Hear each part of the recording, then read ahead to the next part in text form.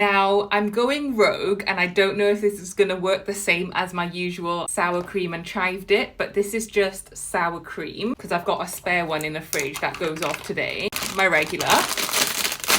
But I've never had it with just plain sour cream. And this is the perfect size, 65 grams. Right, guys, let's give it a go. Ooh, nice and thick.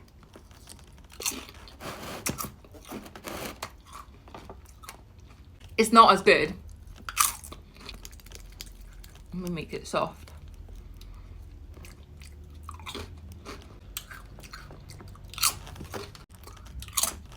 Guys, it makes a massive difference without the chives.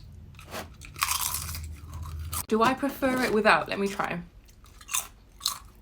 I feel like sometimes I want to dip it